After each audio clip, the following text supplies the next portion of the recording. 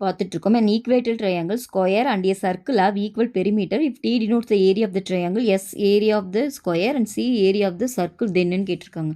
இப்போ என்ன சொல்லியிருக்காங்கன்னா equated triangle T square S circle C இது மூணோட பெரிமீட்டர் ஈக்குவல்னு சொல்லியிருக்காங்க. நம்மளுக்கு தெரியும் ட்ரையாங்கிளுக்கு 3Aன்னு வரும், இதுக்கு 4Aன்னு வரும். இங்கே A எடுத்ததுனால இங்கே B எடுத்துக்கிறேன். சர்க்கிளுக்கு 2πrன்னு வரும். இது எல்லாமே பெரிமீட்டர், இது எல்லாமே ஈக்குவல்னு சொல்லிட்டாங்க.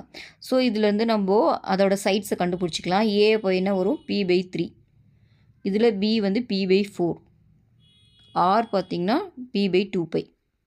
இப்போ என்ன சொல்கிறாங்கன்னா ஏரியாவை கம்பேர் பண்ண சொல்கிறாங்க. நம்மளுக்கு தெரியும் இதில் ஃபார்முலா வந்து √3/4a² வரும். இங்கே வந்து பார்த்திங்கன்னா இப்போ b² வரும், இங்கே வந்து πr² வரும். சப்ஸ்டியூட் பண்ணிடலாமா? சப்ஸ்டியூட் பண்ணி பண்ணிங்கன்னா இங்கே என்ன வரும்? √3/4 ஏ இங்கே என்ன எடுத்துக்கோம்? p²/9ன்னு வரும். கரெக்டாக p²/9ன்னு வரும். இங்கே வந்து பார்த்திங்கன்னா p²/16 வரும். இங்கே பார்த்திங்கன்னா p²/π இங்கே 4π² வரும். இப்போ இதை கேன்சல் பண்ணிங்கன்னா இங்கே 4πன்னு வரும். பையோட வேல்யூ நம்மளுக்கு தெரியும் 3.14ன்னு.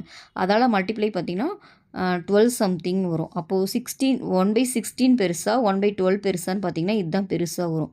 ஸோ இதை வச்சு நம்ம கெஸ் பண்ணிடலாம். எஸ்ஸு ஓட சி பெருசாக இருக்கணும். அந்த மாதிரி ஆன்சர் சியில் இருக்குது. அதை விட்டுட்டு நம்ம ஃபுல்லாக போட்டால் டைம் ஆகும். இதை வச்சு நம்ம கெஸ் பண்ணிடலாம். என்ன சி தான் பெருசாக இருக்கும், அதுக்கப்புறம் எஸ் வரும். ஓகேவா?